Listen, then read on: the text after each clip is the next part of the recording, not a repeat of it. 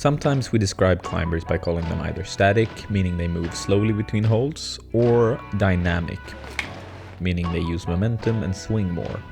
Oftentimes, we take things to their extreme, and so dynamic climbing is often viewed as large, explosive movements, while static climbing means controlled and strong moves. However, this is of course a simplification, and most climbers are either semi-static or semi-dynamic, meaning they favor one over the other slightly, but still utilize both movement patterns. Here's an example of a boulder which I can climb both statically and dynamically.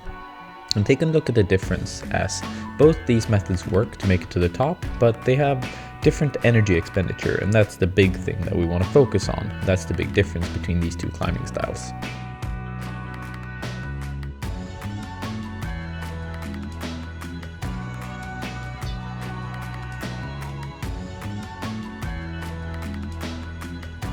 Now that we've established some differences and nuance to these two concepts, it's time to bring in the Master of Technique content on YouTube, Hannah Morris, and have a session where I try to help her develop her semi-static style into a more dynamic one. Oh, we're going in like this? Yeah, we're going in like this. Okay. I've got a guest. Who are you? I'm Hannah. Yeah. Hannah Morris bouldering. I'm sure most of you have seen her on YouTube already. What are we gonna do? So today we're going to be focusing on dynamic movement. But specifically, I think looking at kind of like how to best use momentum.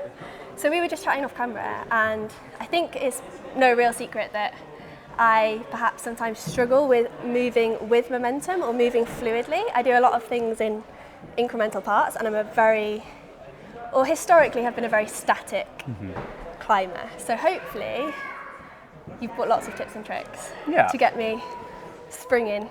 I hope so. We'll see. We'll see where everything takes us and get started off with this intentionally dynamic climb. And you just climb it any way you want, and we'll break it down right after for you all to see.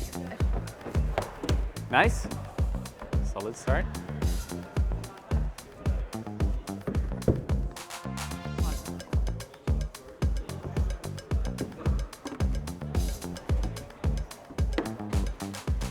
Come on. Yeah. Nice one.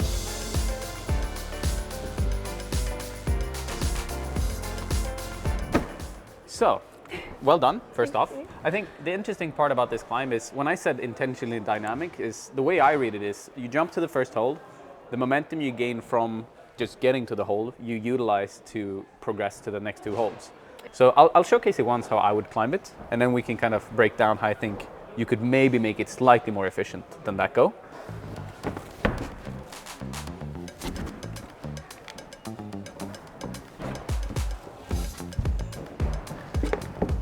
Okay, so bear in mind, I'm a very dynamic climber, so it comes quite naturally to me. But what I would like to see you try once is especially this first jump outright. Yeah. The last move I also did dynamically, that's more of a style thing. It doesn't really matter. I think it might be slightly easier, but since you have such a good foothold, the static approach might just be easier because you can use your hips. Yeah. But I do think you can save a lot of energy by just trying to extend your arms, swing over, and use that momentum to get to the next two holds. Yeah, I think that, just comparing the two, like I said in the, when we first started climbing, that I reach the hold, stop, make the next move, stop, rather than, and I'm not using or wasting energy, forcing myself to stop, whereas you, like you said, jumped in, used the movement that you'd already generated to get you to the next hold. Yeah. What? Yeah. Full body.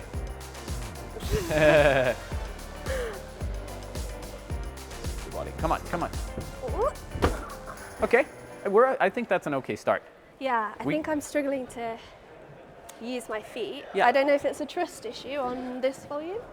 It looks like it, because you're committing to getting the right foot here already at the first move. As soon as you grab the first hold, your instinct was get the right foot over here. And it doesn't really necessarily have to be on this hold, because you can clearly stop on this one and just stay here. I think one big thing is your left hand is your safety zone. Yeah. So you're trying to keep this all the time, and you have to be able to commit to getting close to the wall and then moving over with your hips first, so that you can really like get in over on your hips. Yeah, at the minute it's feeling like physical because it feels like I'm trying to do a step up. Yeah, yeah. I think a good way to go about it is to imagine that your hip has to be aligned with your foot throughout the move. Nice, good start. Full body, come on, come on. Good, very good progress already. That was great. That was mind-body connection. I left my hand behind again. I think that's the... You wanted to keep it there, which I do get, but by the time you got to the right hand hole, the left hand was just, it wasn't really doing anything. It wasn't really helping you on the wall. Yeah. So I think if you commit to just like really stepping over like you did, getting slightly closer to the wall, you're gonna make this move look like a V0, basically. One thing that you could try is, so oftentimes we go on holds where it feels the most like comfortable to hang, and it's also on this type of hold, like at the very top, it feels the most secure. But if you go slightly below, you'll have more, like you won't be as stretched out in the position either, which just gives you slightly more leverage when you're doing the dynamic move. So if you try and grab it more like slightly below, like around here, this locks you up with the left arm, and this lets you swing more.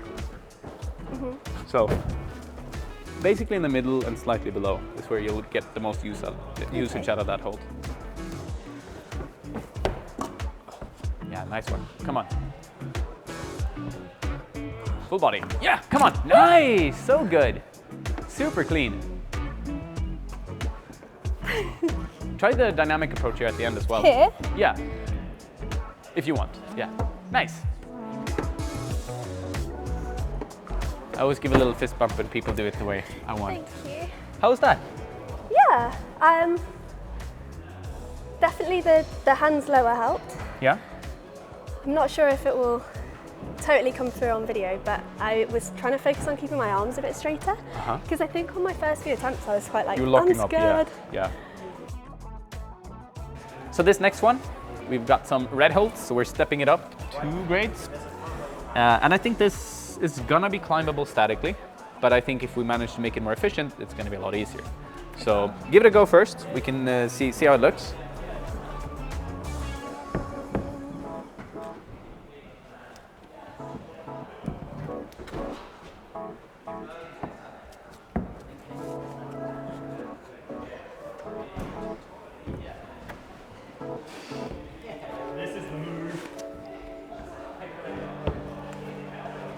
Nice one.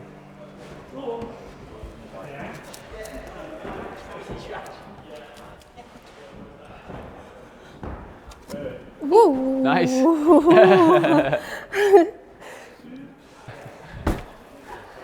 Nice. Okay. I actually thought you moved great here. Like in terms of a dynamic style. You could make it more dynamic if you wanted to, but I don't know, I think it was more a good example of how you combine the two than anything else.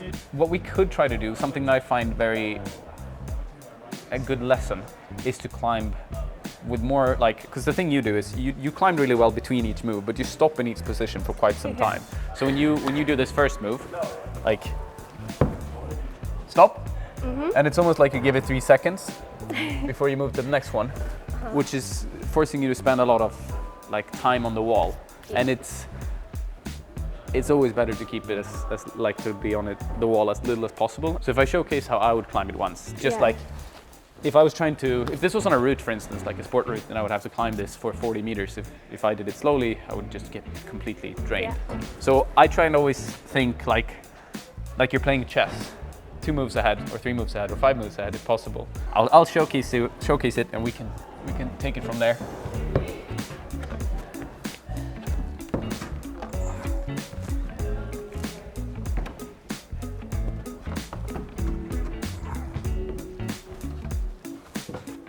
Nice. Do you see what I mean? Yeah. Yeah. There are a few spots where it is good to stop. Like on the sloper, if you try and just paddle on, it's going to be really hard. And there you need to like recenter yourself. But for these first 3 moves, I'm trying to think, what will my feet do when my hands are moving? Like what's the next step? Where do I want to be when I land? And a good example is this move, because we're trying to get up to that one, right? one that's high up. And if you just do one big move, it's going to be hard. So you want to use the intermediate. But what you should be focusing on is like, when you land in these holds, where's your right foot going to be? Yeah. Because if you keep it down here, this move is harder than if you have it on the right side on the wall. So I'm trying to get into that position already when moving to the second hold. Yeah.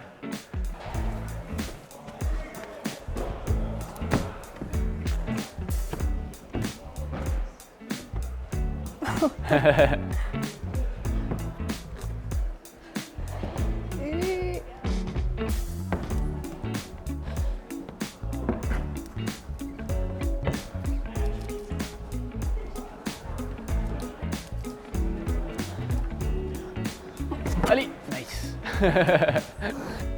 Yeah, you can really tell that my brain has like a max speed. Like, I do think you can practice this quite a bit and become better and better. I don't think it's a max speed per se, but it's in your like repertoire of movement. You stop somewhere and you figure out the position. And I've seen it in a lot of your videos that you are quite slow and steady on every single position. Yeah. Like when you move here, the dynamic part looks great, in my opinion. Like just moving well between the holds. But you do spend a bit of time, and especially now that I said like, oh, plan the route, you planned it less than when you were doing it statically. So you were matching down here, you were cutting loose a couple of times. Let's try it one more time and like figure out how to make no mistakes at all in terms of movement. Like how is everything going to be positioned? Sure. I would start right foot on, right hand up, left foot on straight away, and use the hips to engage the next one. Because you're gonna want to have your left foot on this hold sooner or later. Yeah. So instead of from this position, trying to be steady and static to get to this hold, you might as well just use this foothold right away instead of like how you did it now. I want you to look like a spring on the wall for the first 3 moves. Okay. Like just dancing So, almost. Right hand, left foot, left hand. Great, come on. Yeah, nice one, come on. Nice.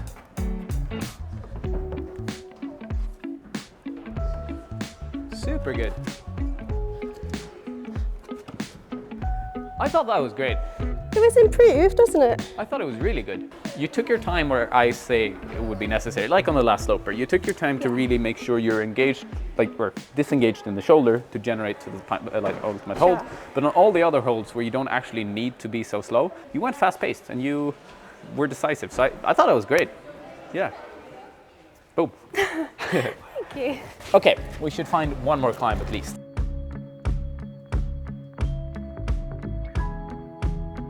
We're leveling up. So now we have a white one here, which is 2 grades harder than the previous one, I think. No, 1 grade harder, but still, it's going to be more of a challenge, and it's like naturally quite dynamic. So I'd be actually quite surprised to see you completely static it. So yeah, let's give it a go and then break it down after. Okay. Oh, nice.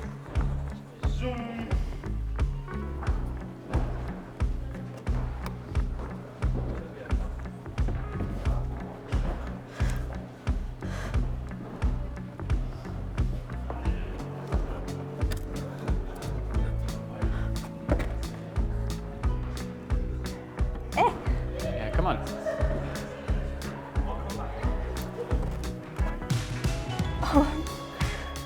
Come on. Trust me.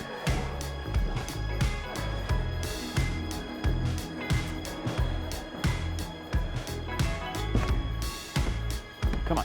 You got it. No. I thought this was great. I think you move really well on it, but it's quite apparent what the big thing with your static climbing is decision making. Yeah. I don't think you're necessarily a static climber. I mean, I'm sure you do maybe more static moves, but the way you move dynamically it's good overall. Like I don't find on the first one you had to work a little bit on the coordination and commitment, but that's again I think circles back to this like pure commitment of a move. Because you're moving so like excellently. I don't have anything to say about the start. I think it's just like at first I thought you were gonna do like this half lock-off position, but the way you move on the first is just no discussion. But again, with like planning, resources, efficiency, that is where I think we can work. Or I guess I could say this first. What would you do differently? I think I would have really benefited from having figured out my feet. I think actually this is a feature of my climbing overall. When I read a route, I read it with my hands. Okay. I'm like, this is how my hands would go. Yeah. Neglect how those hand positions might be affected by where my feet are and where my hips are. I totally agree. And I think there's quite an easy fix for you on it. Whenever you get slightly tired or like stressed in a position, you start locking off with your arms. Yeah. So you're trying to become into this comfortable position where you're just like, I'm home, I'm safe. But you can't really be safe in climbing. Like you're always in these insecure positions, especially on dynamic and hard stuff. And I do think if you would just, on these holds at the top, like just relax in your arms, sink down, you clearly have the finger strength there. Like you're hanging on like these are the biggest bucket jugs of all time. But what happens is that you start tensing up because you're trying to find like this locked off position close to the wall so it feels secure. And then you don't have the juice left in the arms because when we've been tight like this, everything tenses up. So I think if you just relax a little bit, you would be climbing this like it was a... Chill out. Yeah, you would walk up this boulder for sure. Okay. Like you looked so good on the first attempt, but it's just at the very end that it started to get a little bit tensed up. Yeah. So I'll climb it first and then we do another round.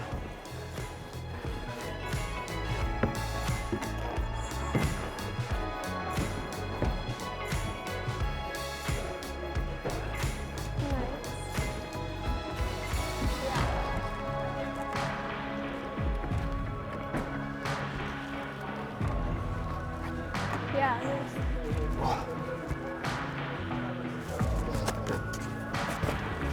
So you went right hand too?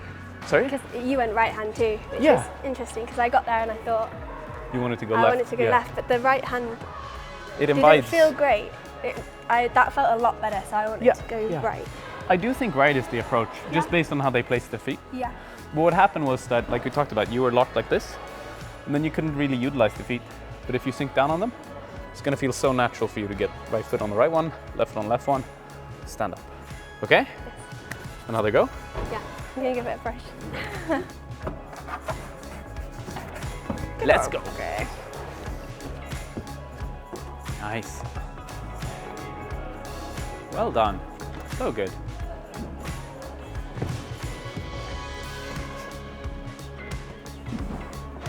So good. Come on. Yeah. So good. Come on.